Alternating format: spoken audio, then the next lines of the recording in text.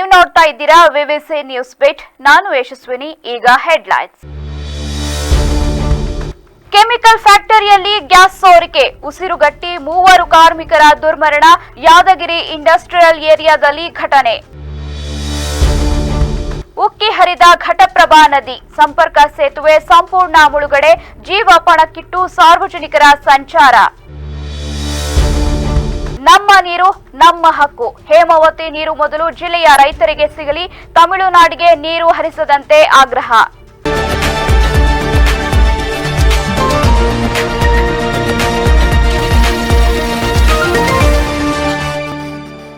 Chemical ಫ್ಯಾಕ್ಟರಿಯಲ್ಲಿ gas ಸೋರಿಕೆಯಾದ ಪರಿಣಾಮ ಉಸಿರುಗಟ್ಟಿ 3 ಕಾರ್ಮಿಕರು ದುರ್ಮರಣಕ್ಕೀಡಾಗಿರುವ ಘಟನೆ ಯಾದಗಿರಿಯಲ್ಲಿ ನಡೆದಿದೆ.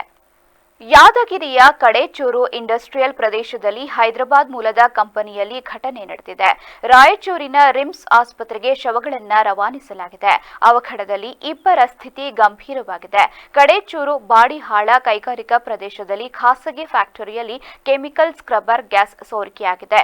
ಅಪಾಯದ ಕೆಮಿಕಲ್ ಕೆಟ್ಟ ವಾಸನೆಯಿಂದ ಉಸಿರುಗಟ್ಟಿ 3 ಕಾರ್ಮಿಕರು ಸಾವಿಗೀಡಾಗಿದ್ದಾರೆ. ಮೃತರು ಮಧ್ಯಪ್ರದೇಶ ಹಾಗೂ ಆಂಧ್ರಪ್ರದೇಶ ಮೂಲದವರು. ಕಾರ್ಮಿಕರ ದುರ್ಮರಣದಿಂದ ಫ್ಯಾಕ್ಟರಿ ಸ್ಥಗಿತಗೊಳಿಸಲಾಗಿದೆ. ಸೈದಾಪುರ ಪೊಲೀಸ್ ಠಾಣೆ ವ್ಯಾಪ್ತಿಯಲ್ಲಿ ಘಟನೆ ನಡೆದಿದ್ದು, ಸ್ಥಳಕ್ಕೆ ಯಾದಗಿರಿ ಎಸ್ಪಿ ಪೃಥ್ವಿಕ್ ಶಂಕರ್ ಭೇಟಿ ನೀಡಿ ಪರಿಶೀಲನೆ ನಡೆಸಿದ್ದಾರೆ. ಪಶ್ಚಿಮ ಘಟ್ಟ ಪ್ರದೇಶದಲ್ಲಿ ಸುರಿಯುತ್ತಿರುವ ಭಾರೀ ಮಳೆಯ ಪರಿಣಾಮ ಘಟಪ್ರಭಾ ನದಿ ಅಪಾಯದ ಮಟ್ಟ ಮೀರಿ ಹರಿಯುತ್ತಿದ್ದು, ಬೆಳಗಾವಿ ಜಿಲ್ಲೆಯ ಗೋಕಾಕ್ ತಾಲೂಕಿನ ಉದಗಟ್ಟಿ ವಡೇರಗಟ್ಟಿ ನಡುವಿನ ಸಂಪರ್ಕ ಸೇತುವೆ ಸಂಪೂರ್ಣ ಮುಳುಗಡೆಯಾಗಿದೆ. ಸೇತುವೆ ಮೇಲೆಯೇ ನೀರು ಉಕ್ಕಿ ಹರಿಯುತ್ತಿದ್ದರೂ ಸಾರ್ವಜನಿಕರು ಹಾಗೂ ವಾಹನ ಸವಾರರು ಜೀವದ ಹಂಗು ತೊರೆದು ಸಂಚಾರ ನಡೆಸುತ್ತಿರುವುದು ಆತಂಕಕ್ಕೆ ಕಾರಣವಾಗಿದೆ. ಸ್ವಲ್ಪ ಯಾಮಾರಿದ್ರೂ ವಾಹನಗಳು ನೀರಿನ ಪ್ರವಾಹಕ್ಕೆ ಕೊಚ್ಚಿ ಹೋಗುವ ಸಾಧ್ಯತೆ ಇದೆ ಎಂದು ಸ್ಥಳೀಯರು ಆತಂಕ ವ್ಯಕ್ತಪಡಿಸಿದ್ದಾರೆ. ಸೇತುವೆ ಮುಳುಗಡೆಯಾಗಿದ್ದರೂ ಸ್ಥಳದಲ್ಲಿ ಬ್ಯಾರಿಕೇಡ್ ಅಳವಡಿಸಿ ರಸ್ತೆ ಸಂಚಾರ ಸ್ಥಗಿತಗೊಳಿಸದಿರುವುದು ಪೊಲೀಸ್ ಇಲಾಖೆಯ ನಿರ್ಲಕ್ಷ್ಯ ಎಂಬ ಆರೋಪಗಳು ಕೇಳಿಬಂದಿವೆ. ಯಾವುದೇ ಅನಾಹುತ ಸಂಭವಿಸುವ ಮುನ್ನ ಸಂಬಂಧಪಟ್ಟ ಅಧಿಕಾರಿಗಳು ಅಗತ್ಯ ಮುನ್ನೆಚ್ಚರಿಕಾ ಕ್ರಮ ಕೈಗೊಂಡು ಸಾರ್ವಜನಿಕರ ಸುರಕ್ಷತೆಗೆ ಆದ್ಯತೆ ನೀಡಬೇಕು ಎಂದು ಸ್ಥಳೀಯರು ಒತ್ತಾಯಿಸಿದ್ದಾರೆ.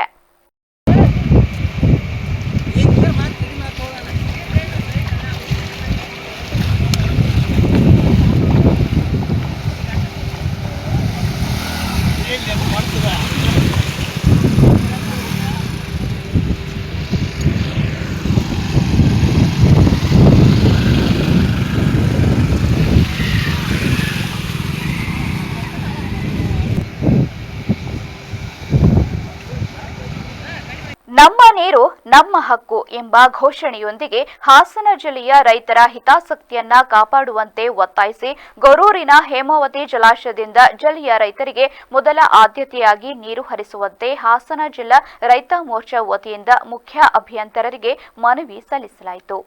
ಹಾಸನ ತಾಲೂಕಿನ ಗೊರೂರಿನ ಹೇಮಾವತಿ ಜಲಾಶಯದಲ್ಲಿ ಲಭ್ಯವಿರುವ ನೀರನ್ನ ಜಿಲ್ಲೆಯ ಜನ ಜಾನುವಾರುಗಳ ಕುಡಿಯುವ ನೀರಿನ ಅಗತ್ಯ, ಕೃಷಿ ಚಟುವಟಿಕೆಗಳು ಹಾಗೂ ರೈತರ ಹಿತದೃಷ್ಟಿಯಿಂದ ಎಡದಂಡೆ ಮತ್ತು ಚಂಗರವಳ್ಳಿ ನಾಲೆಗಳಿಗೆ ಹರಿಸಿ ಸ್ಥಳೀಯ ಕೆರೆ ಕಟ್ಟೆಗಳನ್ನು ಭರ್ತಿ ಮಾಡುವ ಮೂಲಕ ರೈತರಿಗೆ ಅನುಕೂಲ ಕಲ್ಪಿಸಬೇಕು ಎಂದು ಮನವಿಯಲ್ಲಿ ಆಗ್ರಹಿಸಲಾಗಿದೆ. ಜಿಲ್ಲೆಯ ರೈತರ ಅಗತ್ಯತೆಗಳನ್ನು ಪೂರೈಸುವ ಮೊದಲು ತಮಿಳುನಾಡಿಗೆ ನೀರು ಹರಿಸಬಾರದು ಎಂಬ ಒತ್ತಾಯವು ಮನವಿಯಲ್ಲಿ ಪ್ರಮುಖವಾಗಿ ಪ್ರಸ್ತಾವಿಸಲಾಯಿತು. ಈ ಸಂದರ್ಭದಲ್ಲಿ ಸಕಲೇಶಪುರ ಶಾಸಕ ಹಾಗೂ ರೈತಪರ ಹೋರಾಟಗಾರ ಸಿಮೆಂಟ್ ಮಂಜು ಅವರು ರೈತರ ಪರವಾಗಿ ಧ್ವನಿಗೂಡಿಸಿ ಜಿಲ್ಲೆಯ ರೈತರ ಬದುಕು ಮತ್ತು ಕೃಷಿ ಉಳಿಸುವುದು ಸರ್ಕಾರದ ಮೊದಲ ಆದ್ಯತೆಯಾಗಬೇಕು ಎಂದು ಅಭಿಪ್ರಾಯಪಟ್ಟರು. ಜಿಲ್ಲೆಯ ರೈತರಿಗೆ ಅಗತ್ಯವಿರುವ ನೀರು ದೊರೆತಾಗ ಮಾತ್ರ ಕೃಷಿ ಚಟುವಟಿಕೆಗಳು ಚೇತರಿಕೆ ಕಾಣಲಿದ್ದು ರೈತರ ಬದುಕಿಗೆ ಭದ್ರತೆ ಸಿಗಲಿದೆ ಎಂದು ಅವರು ತಿಳಿಸಿದರು. ರಾಜ್ಯದಲ್ಲಿ ಈ ಬಾರಿ ಮಳೆ ಕಡಿಮೆ ಆಗಿರ್ತಕ್ಕಂಥದ್ದು ಎಲ್ಲರಿಗೂ ಗೊತ್ತಿರ್ತಕ್ಕಂಥ ವಿಚಾರ. ಅದರಲ್ಲೂ ಕೂಡ ಹಾಸನದ ಜೀವನದಿ ಹೇಮಾವತಿ ಗೊರೂರಿನಲ್ಲಿರ್ತಕ್ಕಂಥ ಡ್ಯಾಮ್ನಲ್ಲಿ ಈ ಬಾರಿ ಸಂಪೂರ್ಣವಾಗಿ ನೀರು ಭರ್ತಿಯಾಗಿಲ್ಲ. ಕಳೆದ ಬಾರಿ ಈ ಅವಧಿ ಒಳಗಡೆ 2 ಬಾರಿ ನೀರು ಭರ್ತಿಯಾಗಿರ್ತಕ್ಕಂಥದ್ದು ನಾವೆಲ್ಲರೂ ಕೂಡ ಗಮನಿಸಿದ್ವಿ. ಆದರೆ ಹಾಸನ ಜಿಲ್ಲೆಯಲ್ಲಿ ಇರ್ತಕ್ಕಂಥ ಎಲ್ಲ ರೈತರು ಕೂಡ ತುಂಬ ಸಂಕಷ್ಟದಲ್ಲಿದ್ದಾರೆ. ಈ ಭಾಗದ ಮುಖ್ಯ ವಾಣಿಜ್ಯ ಬೆಳೆ ಆಗಿರ್ತಕ್ಕಂಥ ಆಲೂಗೆಡ್ಡೆ ಇವತ್ತು ರೈತರ ಪಾಲಿಗಿಲ್ಲ. ಇವತ್ತು ಇರ್ತಕ್ಕಂಥ ಏಕೈಕ ವಾಣಿಜ್ಯ ಬೆಳೆ ಅಂತೇಳಿದರೆ ಅದು ನಮಗೆ ಜೋಳಕ್ಕೂ ಕೂಡ ಬಿಳಿ ರೋಗ ಬಂದು ಅದು ಕೂಡ ನಶಿಸಿ ಹೋಗ್ತಕ್ಕಂಥ ಹಂತದಲ್ಲಿರ್ತಕ್ಕಂಥ ಈ ಸಂದರ್ಭದಲ್ಲಿ ಇರ್ತಕ್ಕಂಥ ಬೆಳೆಯನ್ನು ಉಳಿಸ್ಕೊಬೇಕು ಅಂತೇಳಿದರೆ ಯಾವ ಗೊರೂರು ಹೇಮಾವತಿ ಡ್ಯಾಮ್ ಪಾತ್ರದಲ್ಲಿರ್ತಕ್ಕಂಥ ಎಲ್ಲ ಕೆರೆಗಳಿಗೆ ಮತ್ತು ಜಮೀನುಗಳಿಗೆ ನೀರು ಹರಿಸ್ತಕ್ಕಂಥ ಕೆಲಸವನ್ನು ಮಾಡಬೇಕು. ಈಗ ಆಲ್ರೆಡಿ ಈ ಭಾಗದ ರೈತರು ತುಂಬ ಸಂಕಷ್ಟದಲ್ಲಿದ್ದಾರೆ. ಬಹುಮುಖ್ಯವಾಗಿ ಅವ್ರು ಹಾಕಿರ್ತಕ್ಕಂಥ ಬೆಳೆ ಒಣಗಿ ಹೋಗ್ತಕ್ಕಂಥ ಪರಿಸ್ಥಿತಿ ನಿರ್ಮಾಣ ಆಗಿದೆ. ಅದ್ರ ಜೊತೆಗೆ ಗೋವುಗಳಿಗೂ ಸಮೇತ ಕುಡಿಲಿಕ್ಕೆ ನೀರಿಲ್ಲರ್ತಕ್ಕಂಥ ವಾತಾವರಣ, ಕೆರೆ ಕಟ್ಟೆಗಳು ಖಾಲಿಯಾಗಿ ಒಣಗಿರ್ತಕ್ಕಂಥದ್ದನ್ನ ನಾವೆಲ್ಲರೂ ಕೂಡ ಗಮನಿಸ್ತಾ ಇದ್ದೀವಿ. ಆದಷ್ಟು ಶೀಘ್ರವಾಗಿ ಸರ್ಕಾರ ಹೇಮಾವತಿ ಜಲಾಶಯದಿಂದ ನೀರನ್ನು ಬಿಡುಗಡೆ ಮಾಡಬೇಕು. ಈ ಜಿಲ್ಲೆಯಲ್ಲಿ ಇರ್ತಕ್ಕಂಥ ಎಲ್ಲ ರೈತರು.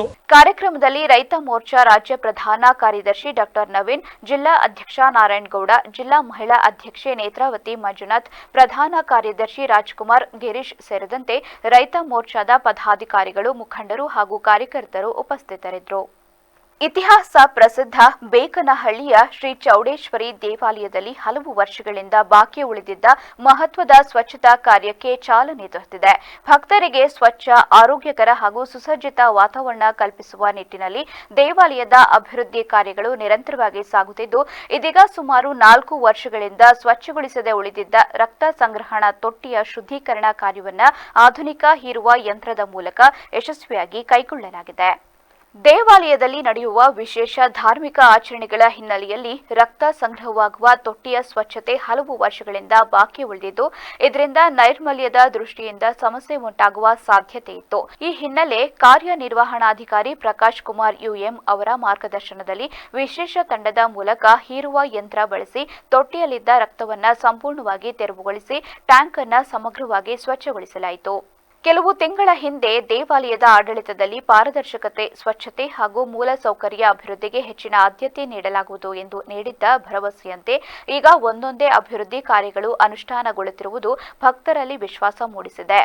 ಪ್ರತಿನಿತ್ಯ ಹಾಗೂ ವಿಶೇಷ ದಿನಗಳಲ್ಲಿ ಸಾವಿರಾರು ಭಕ್ತರು ಭೇಟಿ ನೀಡುವ ಪುರದಮ್ಮ ದೇವಾಲಯದಲ್ಲಿ ಸ್ವಚ್ಛತೆ ಮತ್ತು ಆರೋಗ್ಯಕರ ವಾತಾವರಣ ಕಾಪಾಡುವುದು ಆಡಳಿತದ ಪ್ರಮುಖ ಆದ್ಯತೆಯಾಗಿದ್ದು, ಇದೇ ಉದ್ದೇಶದಿಂದ ಬಾಕಿ ಉಳಿದಿದ್ದ ಸ್ವಚ್ಛತಾ ಕಾರ್ಯಗಳನ್ನು ಹಂತ ಹಂತವಾಗಿ ಪೂರ್ಣಗೊಳಿಸಲಾಗುತ್ತಿದೆ.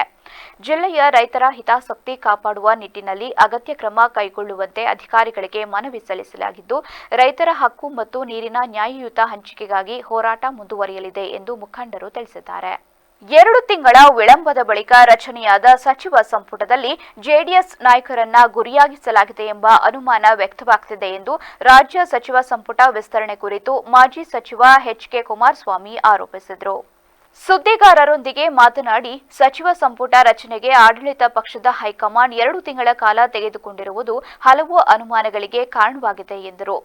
ನೂತನ ಸಚಿವರ ಪಟ್ಟಿಯನ್ನ ಗಮನಿಸಿದರೆ ಜೆಡಿಎಸ್ನಲ್ಲಿದ್ದ ಹಲವು ನಾಯಕರು ಹಾಗೂ ಕಾರ್ಯಕರ್ತರನ್ನ ಗಮನದಲ್ಲಿಟ್ಟುಕೊಂಡೇ ಸಚಿವ ಸಂಪುಟ ರಚಿಸಿರುವಂತಿದೆ. ಸಚಿವ ಸಂಪುಟದಲ್ಲಿ ಕೆಲವು ಆರೋಪ ಎದುರಿಸುತ್ತಿರುವವರಿಗೆ ಅವಕಾಶ ನೀಡಿರುವುದಕ್ಕೂ ಅವರು ಆಕ್ಷೇಪ ವ್ಯಕ್ತಪಡಿಸಿದರು. ಕೆಲವು ಸಚಿವರ ವಿರುದ್ಧ ಪ್ರಕರಣಗಳು ನ್ಯಾಯಾಲಯದಲ್ಲಿದ್ದು ಅವರಿಗೆ ಜಾಮೀನು ದೊರೆತಿರುವುದೇ ಹೊರತು ಆರೋಪಗಳಿಂದ ಮುಕ್ತರಾಗಿಲ್ಲ. ಇಂತಹವರಿಗೂ ಸಚಿವ ಸ್ಥಾನ ನೀಡಿರುವ ಬಗ್ಗೆ ನಮ್ಮ ತಕರಾರಿದೆ. ಇದಕ್ಕೆ ಮುಖ್ಯಮಂತ್ರಿ ಹಾಗೂ ಉಪಮುಖ್ಯಮಂತ್ರಿ ಉತ್ತರ ನೀಡಬೇಕು ಎಂದು ಹೇಳಿದರು. ಮಹಿಳಾ ಪ್ರತಿನಿಧಿತ್ವದ ವಿಚಾರದಲ್ಲಿಯೂ ಅಸಮಾಧಾನ ವ್ಯಕ್ತಪಡಿಸಿದ ಅವರು, ಸಚಿವ ಸಂಪುಟದಲ್ಲಿ ಕೇವಲ ಒಬ್ಬ ಮಹಿಳಾ ಶಾಸಕರಿಗೆ ಅವಕಾಶ ನೀಡದಿರುವುದು ಬೇಸರದ ಸಂಗತಿ ಎಂದರು. ಇದು ಆಡಳಿತ ಪಕ್ಷದ ಆಂತರಿಕ ವಿಚಾರವಾಗಿದ್ದರೂ ಮಹಿಳೆಯರ ಹಕ್ಕು ಮತ್ತು ಸಮಾನ ಅವಕಾಶದ ದೃಷ್ಟಿಯಿಂದ ಹೆಚ್ಚಿನ ಪ್ರಾತಿನಿಧ್ಯ ನೀಡಬೇಕಿತ್ತು ಎಂದು ಅಭಿಪ್ರಾಯಪಟ್ಟರು. ನೂತನ ಸಚಿವರಿಗೆ ನಮ್ಮ ಶುಭಾಶಯಗಳಿವೆ. ಆದರೆ ಸಚಿವ ಸಂಪುಟದಲ್ಲಿ ಪ್ರಾದೇಶಿಕ, ಸಾಮಾಜಿಕ ಹಾಗೂ ಮಹಿಳಾ ಪ್ರಾತಿನಿಧ್ಯತ್ವದ ಸಮತೋಲನ ಕಾಣುತ್ತಿಲ್ಲ. ಸರ್ಕಾರ ಜನರ ಸಮಸ್ಯೆಗಳತ್ತ ಹೆಚ್ಚಿನ ಗಮನ ಹರಿಸಬೇಕು ಎಂದು ಹೇಳಿದರು. ಬಹುಶಃ 2 ತಿಂಗಳ ನಂತರ ಏನು ಕರ್ನಾಟಕ ರಾಜ್ಯ ಸಚಿವ ಸಂಪುಟ ರಚನೆಯಾಯಿತು, ಬಹುಶಃ 2 ತಿಂಗಳು ಆ ಪಕ್ಷದ ಹೈಕಮಾಂಡ್ ಇಷ್ಟೊಂದು ತ್ರಾಸ ತಗೊಂಡ್ರೆ ಈ ಸಂಪುಟವನ್ನು ರಚಿಸೋದಕ್ಕೆ ಅನ್ನೋ ಅನುಮಾನ ನಮಗೆ ಕಾಡ್ತಾ ಇದೆ. ಅದೇನೇ ಇರಲಿ, ನಿನ್ನೆ ಆಗಿರ್ತಕ್ಕಂಥ ರಚನೆ ಮತ್ತು ಆ ಪಟ್ಟಿ ನೋಡಿದರೆ ಬಹುಶಃ ಸರ್ಕಾರದವರು ಜನತಾದಳವನ್ನು ಮತ್ತು ಜನತಾದಳದ ನಾಯಕರನ್ನು ಗುರಿಯಾಗಿಟ್ಟುಕೊಂಡು ಮಾಡಿದ್ದಾರೆ ಅನ್ನೋವಂಥ ಅನುಮಾನ ನಮಗೆ ಬರ್ತಾ ಇದೆ. ಏಕೆಂದರೆ ನಮ್ಮವರೇ ಜಾಸ್ತಿ ಇದ್ದಾರೆ ಅಲ್ಲಿ. ನಮ್ಮ ಟೀಮ್, ಹಳೆ ಟೀಮ್ ನಾವು ಹೇಳಿದ್ದು ಅವರೇ ಅಲ್ಲಿ ಜಾಸ್ತಿ ಇದ್ದಾರೆ. ಅದರಿಂದ ಬಹುಶಃ ಕುಮಾರಸ್ವಾಮಿಯವರು ಜನತಾದಳ ಎಲ್ಲರನ್ನೂ ಗುರಿ ಮಾಡಿ ಅವ್ರನ್ನ ಹಿಡಿಯೋದಕ್ಕೆ ಏನೋ ಮಾಡಿರ್ಬೋದು ಅಂತ ಅನ್ನಿಸ್ತಾ ಇದೆ. ಆದರೂ ಅವ್ರಿಗೆ ಶುಭಾಶಯ ಹೇಳ್ತೀವಿ, ಸ್ವಾಗತ ಹೇಳ್ತೀವಿ. ಒಂದು ಆಮೇಲೆ ಆ ಸಂಪುಟದಲ್ಲಿ ಆರೋಪಗಳಿದ್ದಾರೆ. ನ್ಯಾಯಾಲಯದಲ್ಲಿ ನಡೀತಿದೆ ಕೇಸು, ಜಾಮೀನು ಬಂದಿದ್ದಾರೆ ಅಷ್ಟೇ, ಅದರ ಆರೋಪ ಮುಕ್ತರಾಗಿಲ್ಲ. ಉದಾಹರಣೆಗೆ ನಾಗೇಂದ್ರ. ರಾಜ್ಯದಲ್ಲಿ ಸಂಭಾವ್ಯ ಸಚಿವ ಸಂಪುಟ ವಿಸ್ತರಣೆ ಅಥವಾ ಎರಡನೇ ಹಂತದ ಸಂಪುಟ ರಚನೆಯ ಚರ್ಚೆಗಳು ಜೋರಾಗಿರುವ ಹಿನ್ನೆಲೆಯಲ್ಲಿ ಕಲಬುರಗಿ ಗ್ರಾಮೀಣ ಕ್ಷೇತ್ರದ ಬಿಜೆಪಿ ಶಾಸಕ ಬಸವರಾಜು ಮತ್ತಿಮೂಡು ಅವರು ರಾಜ್ಯ ಸರ್ಕಾರದ ವಿರುದ್ಧ ತೀವ್ರ ವಾಗ್ದಾಳಿ ನಡೆಸಿದ್ದಾರೆ. ಕಲಬುರಗಿಯಲ್ಲಿ ಸುದ್ದಿಗಾರರೊಂದಿಗೆ ಮಾತನಾಡಿದ ಅವರು ಡಿಕೆ ಶಿವಕುಮಾರ್ ಹಾಗೂ ಕಾಂಗ್ರೆಸ್ ಸರ್ಕಾರದ ವಿರುದ್ಧ ವ್ಯಂಗ್ಯದ ಬಾಣಗಳನ್ನು ಬಿಟ್ಟಿದ್ದಾರೆ. ಡಿಕೆ ಶಿವಕುಮಾರ್ ಅವರ ಸಂಪುಟ ಅಥವಾ ಸಚಿವರ ಆಯ್ಕೆ ವಿಚಾರವಾಗಿ ಕೆಲವರು ಇದನ್ನ ಪೇಮೆಂಟ್ ಶೀಟ್ ಎಂದು ಕರೆಯುತ್ತಿದ್ದಾರೆ ಎಂದು ಶಾಸಕ ಬಸವರಾಜ ಮತ್ತಿಮೂಡು ವ್ಯಂಗ್ಯವಾಡಿದ್ದಾರೆ. ಹೊರಗಡೆ ಮತ್ತು ಸಾರ್ವಜನಿಕ ವಲಯದಲ್ಲಿ ಸಚಿವರದ್ದು ಪೇಮೆಂಟ್ ಶೀಟ್ ಎಂದೇ ಮಾತನಾಡಿಕೊಳ್ತಿದ್ದಾರೆ.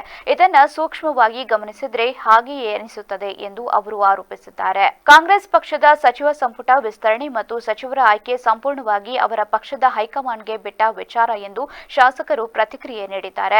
ಕಾಂಗ್ರೆಸ್ ಸರ್ಕಾರದ ಆಡಳಿತ ವೈಖರಿ ಹಾಗೂ ಸಂಪುಟ ಸೇರ್ಪಡೆ ಕುರಿತು ವಿರೋಧ ಪಕ್ಷದ ಶಾಸಕರೊಬ್ಬರು ನೀಡಿರುವ ಈ ಪೇಮೆಂಟ್ ಶೀಟ್ ಹೇಳಿಕೆ ರಾಜಕೀಯ ವಲಯದಲ್ಲಿ ತೀವ್ರ ಚರ್ಚೆಗೆ ಗ್ರಾಸವಾಗಿದೆ. ಅವರು ಬಿಟ್ಟಂಥ ವಿಷಯ, ಆ ಬಗ್ಗೆ ಅವರಿಗೆ ಆ ಪಕ್ಷಕ್ಕೆ ಅವ್ರ ಹೈಕಮಾಂಡ್ ಬಿಟ್ಟಂಥ ತೀರ್ಮಾನ ಭಾಳಷ್ಟು ನಾನು ನಿಮ್ಮ ಮುಖಾಂತರ ನೋಡ್ತಾ ಇದ್ದೀನಿ ಮೀಡಿಯಾ ಎಲ್ಲ ಪೇಮೆಂಟ್ ಶೀಟ್ಗಳು ಅಂತಕ್ಕಂಥದ್ದು ಸಹಜವಾಗಿ ಕೆಲವು ಜನಗಳಿಗೆ ನೋಡಿದ್ರೆ ಅನಿಸ್ತದೆ. ಅವ್ರ ಬಗ್ಗೆ ಅವ್ರ ಹೈಕಮಾಂಡ್ ಬಿಟ್ಟಿದ್ದ ವಿಷಯದ ಬಗ್ಗೆ ನಾನೇನು ಮಾತಾಡ್ತೀನಿ. ಐತಿಹಾಸಿಕ ಹಾಗೂ ಪ್ರಮುಖ ಸಂಪರ್ಕ ಕೊಂಡಿಯಾಗಿರುವ ಕೆಆರ್ಪುರಂ ಹ್ಯಾಂಗಿಂಗ್ ಬ್ರಿಡ್ಜ್ ಪ್ರಸ್ತುತ ನಿರ್ವಹಣೆಯ ಕೊರತೆಯಿಂದಾಗಿ ಅಧ್ವಾನಗೊಂಡು ಸಾರ್ವಜನಿಕರು ಹಾಗೂ ಪಾದಚಾರಿಗಳಿಗೆ ಸಂಚರಿಸಲು ಕಂಟಕವಾಗಿ ಪರಿಣಮಿಸಿದೆ. ಫುಟ್ಪಾತ್ನಲ್ಲಿ ಎಲ್ಲೆಂದರಲ್ಲಿ ಕಸ, ತ್ಯಾಜ್ಯ ಹಾಗೂ ಕಟ್ಟಡದ ಅವಶೇಷಗಳು ಬಿದ್ದಿರುವುದರಿಂದ ಪಾದಚಾರಿಗಳು ನಡೆದಾಡುವುದೇ ಕಷ್ಟಕರವಾಗಿದೆ. ಫುಟ್ಪಾತ್ನ ಕೆಳಭಾಗದಲ್ಲಿ ವಿದ್ಯುತ್ ಮತ್ತು ಟೆಲಿಕಾಂ ಕೇಬಲ್ಗಳು ಯಾವುದೇ ಸುರಕ್ಷತೆ ಇಲ್ಲದೆ ಅಸ್ತವ್ಯಸ್ತವಾಗಿ ಜೋತು ಬಿದ್ದಿವೆ. ಫುಟ್ಪಾತ್ ಮಾರ್ಗದಲ್ಲಿ ಹಲವೆಡೆ ದೊಡ್ಡ ಗುಂಡಿಗಳು ಬಿದ್ದಿದ್ದು ಪಾದಚಾರಿಗಳು ಪ್ರಾಣಭಯದಿಂದ ಎಚ್ಚರಿಕೆಯಿಂದ ಸಂಚರಿಸುವ ಪರಿಸ್ಥಿತಿ ನಿರ್ಮಾಣವಾಗಿದೆ. ಸೇತುವೆಯ ರಕ್ಷಣಾ ಗೋಡೆಯ ಕಾಂಕ್ರೀಟ್ ಭಾಗಗಳಲ್ಲಿ ಬಿರುಕುಗಳು ಕಾಣಿಸಿಕೊಂಡಿದ್ದು ಇದು ವಾಹನ ಸವಾರರು ಹಾಗೂ ಪಾದಚಾರಿಗಳ ಮೇಲೆ ಬೀಳುವ ಆತಂಕವಿದೆ. ತಿರುಪತಿ, ಕೋಲಾರ, ಚೆನ್ನೈ ಮಾರ್ಗದ ವಾಹನಗಳು ಸೇರಿದಂತೆ ನಿತ್ಯ ಸಾವಿರಾರು ಭಾರಿ ವಾಹನಗಳು ಈ ಸೇತುವೆಯ ಮೇಲ್ಮೈ ಹಾಗೂ ಕೆಳಭಾಗದಲ್ಲಿ ಸಂಚರಿಸುತ್ತವೆ. ಸುಮಾರು 23 ವರ್ಷಗಳ ಇತಿಹಾಸ ಹೊಂದಿರುವ ಈ ಹೆಮ್ಮೆಯ ತೂಗು ಸೇತುವೆಯು 2023ರ ಫೆಬ್ರವರಿ 14ರಂದು ಅಂದಿನ ಪ್ರಧಾನಿ ಅಟಲ್ ಬಿಹಾರಿ ವಾಜಪೇಯಿ ಹಾಗೂ ಅಂದಿನ ಮುಖ್ಯಮಂತ್ರಿ ಎಸ್ಎಂ ಕೃಷ್ಣ ಅವರ ಅವಧಿಯಲ್ಲಿ ಲೋಕಾರ್ಪಣೆಗೊಂಡಿತ್ತು. ಆದರೆ ಇಂದಿನ ಅಧಿಕಾರಿಗಳ ನಿರ್ಲಕ್ಷ್ಯದಿಂದ ಈ ಪ್ರಮುಖ ಸೇತುವೆ ತನ್ನ ಮೂಲ ಸೌಕರ್ಯವನ್ನ ಕಳೆದುಕೊಂಡಿದೆ. ಕಳ್ಳತನ ಮಾಡಿ ಕಾಳಸಂತೆಯಲ್ಲಿ ಮಾರಾಟ ಮಾಡಲು ಅಕ್ರಮವಾಗಿ ಸಾಗಾಟ ಮಾಡುತ್ತಿದ್ದ 55 ಗ್ಯಾಸ್ ಸಿಲಿಂಡರ್ಗಳನ್ನು ಪೊಲೀಸರು ಜಪ್ತಿ ಮಾಡಿ ಪ್ರಕರಣಕ್ಕೆ ಸಂಬಂಧಿಸಿದ 9 ಆರೋಪಿಗಳನ್ನು ಬಂಧಿಸಿದ್ದಾರೆ.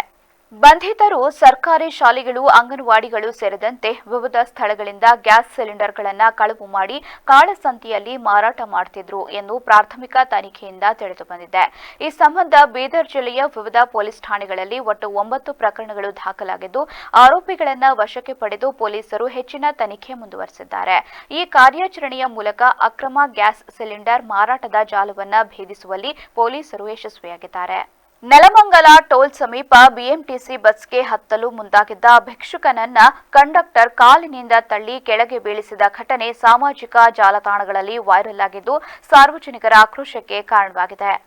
ವೈರಲ್ ಆಗಿರುವ ವಿಡಿಯೋದಲ್ಲಿ ಬಸ್ಗೆ ಏರಲು ಪ್ರಯತ್ನಿಸುತ್ತಿದ್ದ ಭಿಕ್ಷುಕನನ್ನ ಕಂಡಕ್ಟರ್ ಕಾಲಿನಿಂದ ತಳ್ಳಿರುವ ದೃಶ್ಯ ಕಂಡುಬಂದಿದೆ. ಈ ಅಮಾನವೀಯ ವರ್ತನೆಗೆ ನೆಟ್ಟಿಗರು ತೀವ್ರ ಆಕ್ಷೇಪ ವ್ಯಕ್ತಪಡಿಸಿದ್ದು ಸಂಬಂಧಪಟ್ಟ ಸಿಬ್ಬಂದಿ ವಿರುದ್ಧ ಸೂಕ್ತ ಕ್ರಮ ಕೈಗೊಳ್ಳುವಂತೆ ಆಗ್ರಹಿಸಿದ್ದಾರೆ.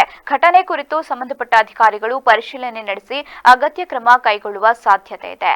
ಮಹಿಳೆಯರ ಋತುಬಂಧ ಅವಧಿಯಲ್ಲಿ ಕಾಣಿಸಿಕೊಳ್ಳುವ ದೈಹಿಕ ಸಮಸ್ಯೆಗಳು ಹಾಗೂ ಮಾನಸಿಕ ಒತ್ತಡಗಳ ನಿವಾರಣೆಗೆ ರಾಜ್ಯ ಆರೋಗ್ಯ ಇಲಾಖೆ ಋತುತಾರೆ ಎಂಬ ವಿಶೇಷ ಯೋಜನೆಯನ್ನ ರೂಪಿಸಿದೆ.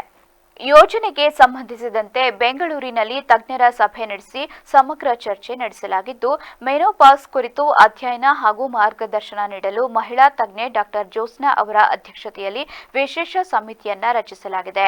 ದೇಶದಲ್ಲೇ ಮೊದಲ ಬಾರಿಗೆ ಜಾರಿಯಾಗುತ್ತಿರುವ ಈ ಯೋಜನೆಯು ಮಹಿಳೆಯರಲ್ಲಿ ಮೆನೋಪಾಸ್ ಕುರಿತು ಅರಿವು ಮೂಡಿಸುವುದು, ಆರೋಗ್ಯ ಕಾಪಾಡುವುದು ಹಾಗೂ ಮಾನಸಿಕ ಒತ್ತಡ ನಿವಾರಣೆಗೆ ನೆರವಾಗುವ ಉದ್ದೇಶ ಹೊಂದಿದೆ.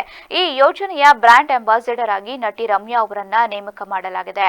ಮಹಿಳೆಯರ ಆರೋಗ್ಯದ ಬಗ್ಗೆ ಜಾಗೃತಿ ಮೂಡಿಸಲು ಹಾಗೂ ಸಮಾಜದಲ್ಲಿ ಮೆನೋಪಾಸ್ ಕುರಿತು ಮುಕ್ತ ಚರ್ಚೆಗೆ ಉತ್ತೇಜನ ನೀಡುವಲ್ಲಿ ಅವರ ಪಾತ್ರ ಮಹತ್ವದ್ದಾಗಿರಲಿದೆ ಎಂದು ಆರೋಗ್ಯ ಇಲಾಖೆ ತಿಳಿಸಿದೆ. ಈ ಯೋಜನೆಯ ಮೂಲಕ ಮಹಿಳೆಯರ ಆರೋಗ್ಯ ಮತ್ತು ಜೀವನದ ಗುಣಮಟ್ಟವನ್ನು ಇನ್ನಷ್ಟು ಉತ್ತಮಗೊಳಿಸುವ ಗುರಿ ಹೊಂದಲಾಗಿದೆ. ಕರ್ನಾಟಕ ಸರ್ಕಾರ ಅತಿ ಶೀಘ್ರದಲ್ಲಿ ಮಹಿಳೆಯರಿಗೆ ವಿಶೇಷವಾದ ಆರೋಗ್ಯ ಯೋಜನೆ ತರಲಿಕ್ಕೆ ನಾವು ಇವತ್ತು ಇಚ್ಛಿಸಿದ್ದೇವೆ. ಈಗ ನಮ್ಮ ಹತ್ರ ಹೆಲ್ತ್ ಪಾಲಿಸಿ ಅಂತ ಇದೆ. ಅದು ನಮ್ಮಲ್ಲಿ ಇಡೀ ನಮ್ಮ ರಾಜ್ಯ ಅಂತಲ್ಲ, ದೇಶದಲ್ಲಿಯೂ ಕೂಡ ವುಮನ್ ಹೆಲ್ತ್ ಪಾಲಿಸಿ ಅಂತೇಳಿ ಸಪರೇಟ್ ಆಗಿ ಇಲ್ಲ. ಅದಕ್ಕಾಗಿ ಮಹಿಳೆಯರಿಗೆ ಸಂಬಂಧಪಟ್ಟಾಗೆ ಎಲ್ಲ ಆರೋಗ್ಯ ಕಾರ್ಯಕ್ರಮಗಳು ಕೂಡ ಅದು ಬಹುಶಃ ಈ ಹೆಲ್ತ್ ಪಾಲಿಸಿ ಬಂದ ಕಾರಣ ಮಹಿಳೆಯರಿಗೆ ಸಿಕ್ಕುವಂತ ಆದ್ಯತೆ ಸ್ವಲ್ಪ ಕಡಿಮೆ ಆಗ್ತಾ ಇವತ್ತು ಬರ್ತದೆ. ಇದನ್ನೆಲ್ಲ ನಾವು ಮೈಗೂಡಿಸಿಕೊಂಡು ಚರ್ಚೆ ಮಾಡಿ ನಾವು ಮುಂದಿನ ದಿನಗಳಲ್ಲಿ ಕರ್ನಾಟಕ ರಾಜ್ಯದ ಬಹುಶಃ ದೇಶದಲ್ಲಿ ಪ್ರಪ್ರಥಮವಾಗಿ ವುಮನ್ ಹೆಲ್ತ್ ಪಾಲಿಸಿ ಎಂಬ ಒಂದು ಪಾಲಿಸಿಯನ್ನು ತರಲಿಕ್ಕೆ ನಾವು ಇಚ್ಛಿಸಿದ್ದೇವೆ. ಇದರಲ್ಲಿ ಮೊದಲ ಆದ್ಯತೆಯಲ್ಲಿ ನಮಗೆ ನಮ್ಮ ರಮೇರವರು ಮತ್ತು ಡಾಕ್ಟರ್ ಜೋಶ್ನರವರು ಅವರ ಒಂದು ವಿಶೇಷವಾದ ಆಸಕ್ತಿ ಮತ್ತೆ ಮಹಿಳಾ ಸಮಾಜದಂತಹ ಒಂದು ಕಾಳಜಿ ಮತ್ತು ನಮ್ಗೆ ಕೊಟ್ಟಂತಹ ಸಲಹೆ ಪ್ರಕಾರ ಭವಿಷ್ಯದ ದಿನಗಳಲ್ಲಿ. ಈಗ ಮತ್ತೊಮ್ಮೆ ಹೆಡ್ಲೈನ್ಸ್. ಕೆಮಿಕಲ್ ಫ್ಯಾಕ್ಟರಿಯಲ್ಲಿ ಗ್ಯಾಸ್ ಸೋರಿಕೆ, ಉಸಿರುಗಟ್ಟಿ 3 ಕಾರ್ಮಿಕರ ದುರ್ಮರಣ. ಯಾದಗಿರಿ ಇಂಡಸ್ಟ್ರಿಯಲ್ ಏರಿಯಾದಲ್ಲಿ ಘಟನೆ. ಉಕ್ಕಿ ಹರಿದ ಘಟಪ್ರಭಾ ನದಿ, ಸಂಪರ್ಕ ಸೇತುವೆ ಸಂಪೂರ್ಣ ಮುಳುಗಡೆ. ಜೀವ ಪಣಕ್ಕಿಟ್ಟು ಸಾರ್ವಜನಿಕರ ಸಂಚಾರ. ನಮ್ಮ ನೀರು ನಮ್ಮ ಹಕ್ಕು, ಹೇಮಾವತಿ ನೀರು ಮೊದಲು ಜಿಲ್ಲೆಯ ರೈತರಿಗೆ ಸಿಗಲಿ, ತಮಿಳುನಾಡಿಗೆ ನೀರು ಹರಿಸದಂತೆ ಆಗ್ರಹ. ಇದಾಗಿತ್ತು ಇವತ್ತಿನ ಸುದ್ದಿ. ನಿರಂತರ ಸುದ್ದಿಗಾಗಿ ನೋಡ್ತಾ ಇರಿ ವಿಬಿಸಿ ನ್ಯೂಸ್, ಸತ್ಯದ ಕಡೆ ನಮ್ಮ ನಡೆ.